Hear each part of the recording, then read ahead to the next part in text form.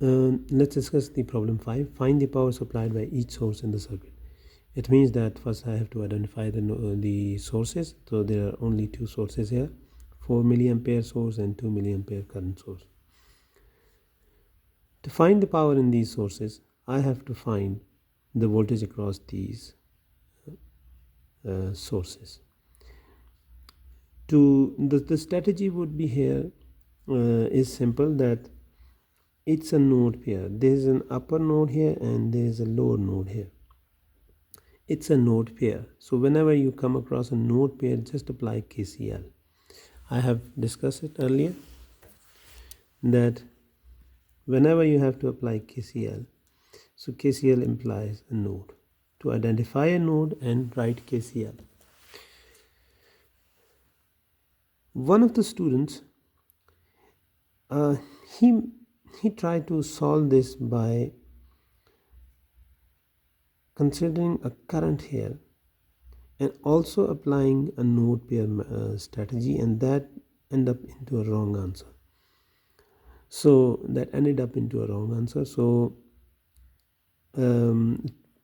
don't put yourself in trouble by overthinking. Just follow the strategy. So this was discussed in the lectures, that whenever you come across a node pair, consider the whole upper node, consider the whole, these all terminals are at same potential. So it means that the voltage across this one, this one, this one, this one, and this one, they are same. So there's no need to apply KVL because it will not help us, because all the voltages are same, they are in parallel. You can apply a KCL here, that you can say, okay, 4 milliampere, and this current is entering this node and leaving this one and this one. But you have to do it recursively, and then you have to name this current here, because you cannot leave it without giving it a name. Then you will also have to give a name here. So then apply KVL at this node. And then if you don't consider a node pair, then you have to apply you have to assign more variables, and it will be more laborious to apply KCL, to solve it by KCL. But if you consider it as a node pair, then this will be much more easier. You will jump to the answer very quickly. But if you apply, if you assume the currents and these as individual nodes, then this would end up into a longer, it will take more time.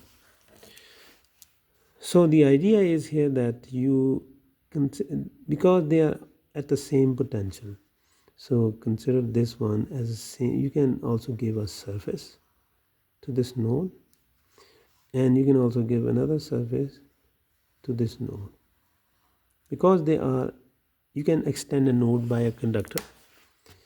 It means that instead of joining them together, or maybe twitching them together as you normally do when you use you want to join two wires, so you can extend it by a conductor, the same node. So the same node can be extended by a conductor, same node extended by a conductor. What I'm trying to say here is that if you use this one current source, bring it directly to the resistor, 1K resistor, and then another resistor, then another current source, then you will be convinced that this is a single node. But by extending the conductor, you might get into trouble that treat them as an individual nodes. So this I have emphasized here. All the other nodes can be drawn. So the idea here is that if you see a node pair, use the KCL at upper node or lower node. So as it was understood that we discussed in the lecture, so I didn't mention here, but now I have drawn it here. KCL at upper node, doesn't matter which one you use. So now I'll show you the KCL in which manner it is written. This KCL is written that KCL at upper node means that the assumption here is that It's not, I haven't written here the current entering is current leaving. I have written here assuming that currents are leaving. All currents are leaving. So the rule here would be, the KCL would be the sum of all the currents. So it should be sum of all the currents leaving. So let's see. At upper node, the current, this current is entering, so the leaving would be the negative of that, so minus 4 milli. So that is, this 4 is entering the upper node, so the leaving would be minus 4. Plus is at high potential, minus is at, so I have written plus minus V here because all the nodes will have the same voltage. So I'll just write this plus minus V over here. You can write over here. So this is must to write here. So since the upper node is positive terminal, so that's why I have written there all currents are leaving. So this leaving current would be the voltage across this is V, and I is equal to V upon Ohm's law would be voltage across 1K is equal, because this is at high potential, this is at low, this is voltage across 1K.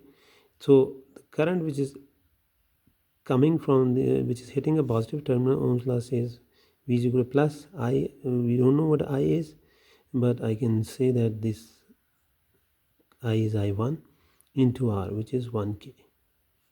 So I can find this I1 which is coming from the upper terminal is equal to V upon voltage across 1K divided by 1K.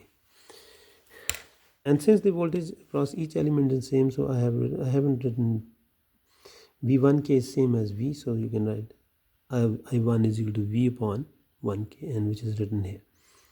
So you can see that by understanding or by learning the node pair and assuming a voltage, so we can avoid the multiple KVLs, so multiple Ohm's law across each element. We'll just directly write voltage over resistance is current, voltage over resistance is current.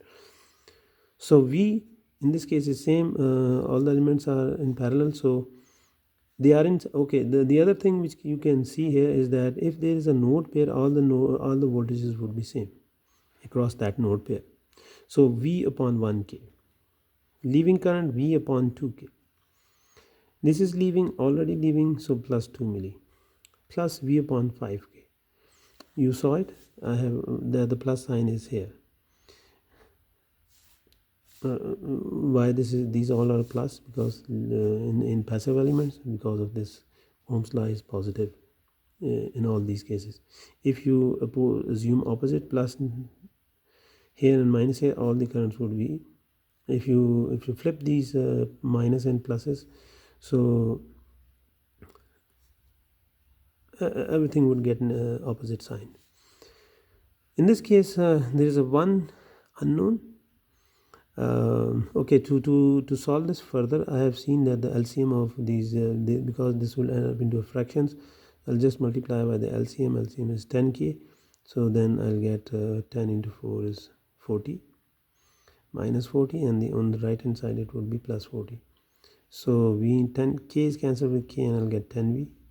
2 5s are 10, 5V, and then 10 2s are 20, and this on the right hand side is minus 20, and 5 2s are 10, and this is 2V. So after solving this, 17V is equal to 20, and V is equal to 20 over 17, which is 1.17 volts. So this we have found, it is 1.17. Now we will find in the other part, the actual part, which is find the power supplied by the each source. So let's see. The voltage orientation is plus here and minus here, as you can see here. The lower terminal is in negative, the upper terminal is positive. If the current is hitting a negative terminal, the power would be negative. So power in 4 milli is negative, because current which was coming here is hitting a negative terminal. Minus, and then 4 milli into the voltage, which is 20 by 17, and this is actually minus 4.7 milliwatt. The other thing to know here is that if you remove the sign here, minus, You can accommodate this sign in this verb here, supplied, which means that if you write this power across 4 milli is minus 4.7 milliwatt absorbed, that is okay. But if you want to instead of if you want to omit this minus sign, then you will use 4.7 milliwatt and you will use minus, can be replaced by supplied. Let's go to this one. So the upper terminal is positive, this is negative, current is coming and hitting a positive terminal. So this is plus here and 2 milli, the voltage into current. So 20 over 17 is equal to 2.35 milliwatt. So this is already positive, so I'll say that power across 2 milli is 2.35 milliwatt absorbed. So you can replace the positive sign here by absorbed and just ignore the positive sign, although it means that it is positive. Um, so the current sources are not you can say that this current source is being charged by the 4 milliampere current source. Oh,